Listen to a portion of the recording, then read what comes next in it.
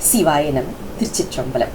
Welcome back to our discussion on Sokkanatha Venba, verse number 65.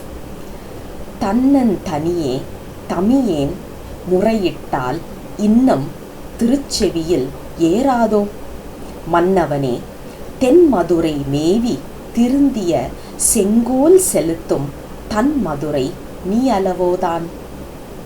A beautiful verse.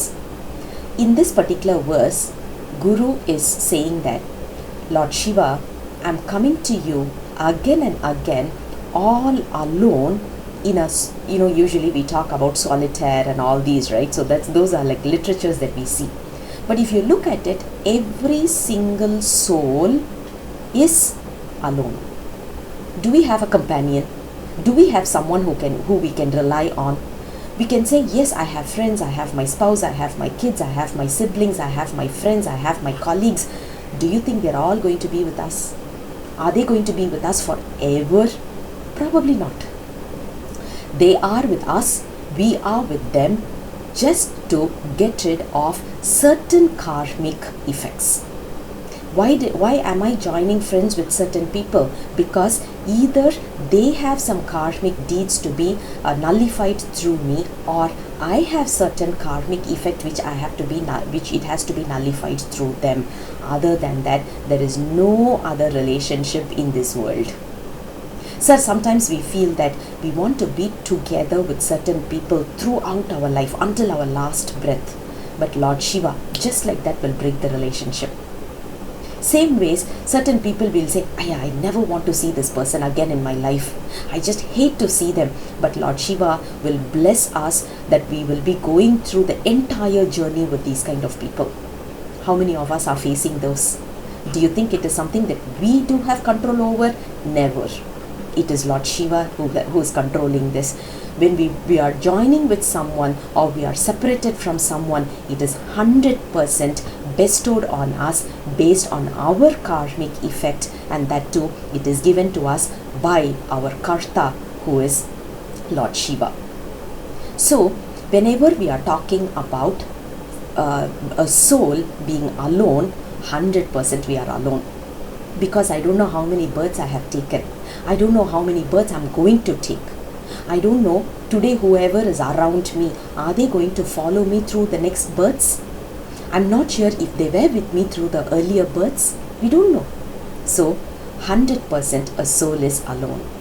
Now alone, we are going and asking Lord Shiva to say that please liberate me from this vicious cycle of birth and death. This is what they call it as murayittal. What I'm asking for is, I'm demanding to Lord Shiva, please release me from this vicious cycle. But what Lord Shiva is doing is, he's not even heeding to our prayers. He's not even heeding to our requests. Why so? Because of our karmic deeds. Now, the way how our Guru is praising Lord Shiva is actually a little bit sarcastic over here also. We can see the beauty of Tamil coming in here. You see, Mannavane, which is, O Lord, King, someone who's ruling me, the emperor, who's taking me as his slave. Mannavane, what you are doing is, in the place called as Madurai, because if you look at the history, the Lord Shiva was ruling Madurai as the name was Sundara Pandiyan. So Lord Shiva came in as Sundara Pandiyan, and he was making sure this Madurai was a very peaceful land. When you say peaceful land, not only for human beings, every single living being in that place was going through a peaceful life. Who can give that? Only a person who really loves the job of being a king, and whoever is sacrificing his entire blood, sweat and tears for the benefit of the people, right? And Lord Shiva, obviously, he's the king, he's the ruler, he's the emperor, he's the one who takes care of the entire universe. Obviously, he would have taken care of all of us also. So that kind of a person who's always straightforward, who's always compassionate. I'm actually asking the person who's compassionate. But unfortunately, he's not heeding to my request. He is straightforward for everyone. He's compassionate towards everyone. But Lord Shiva, why are you not compassionate towards me? This is the question our Guru is placing in front of Lord Shiva.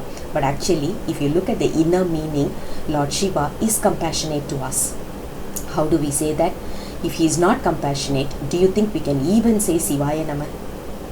The moment we say we are in the path of Saivism, we are able to utter his name, we are already blessed by his grace, isn't it? So, verse number 65 talks about how should we be asking Lord Shiva? What should we be asking Lord Shiva? You need to ask continuously, repeatedly. Why? Because based on our request, our Lord Shiva, because he's full of compassion, so what he will do is look up for ways to nullify our karmic deeds and bring us to his lotus feet. That's what verse number 65 is all about. I'll come back again with the next verse very soon. Until then, Sivaya Nama, Tiruchitrambalam.